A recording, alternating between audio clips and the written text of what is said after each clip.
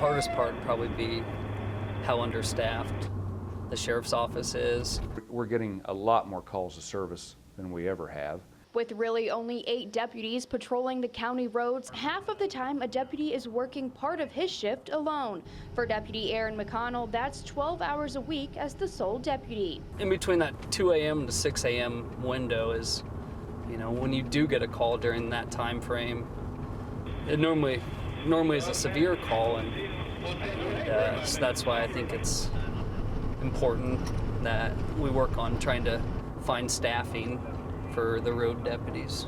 Hiring an extra deputy falls in the hands of the Wapello County supervisors, and Sheriff Miller says if they could be better staffed, they could provide better services to citizens. If they need a deputy to respond to investigate a crime or respond to an emergency, it's really our goal to get there. Sometimes it's challenging. We're always trying to play catch up, I feel. Instead of being able to focus on a case, a lot of times we get pulled off and have to start on another case where at a later date we'll have to come back and focus again on the initial case we were on. It really makes us more effective the more people we have. Some of these calls that we go on are volatile in the first place, so it's helpful. We can be more effective if we have 2 people.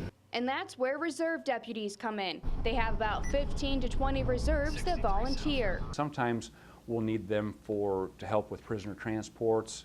We can use reserves for crime scene security. If we have a lot of civil papers or orders and notices that we have to serve, we ask that reserves come in and try to help us. But those reserves are volunteers, and not only do they have jobs of their own, they can't take the place of a deputy. If an emergency call comes in with only 1 deputy on shift,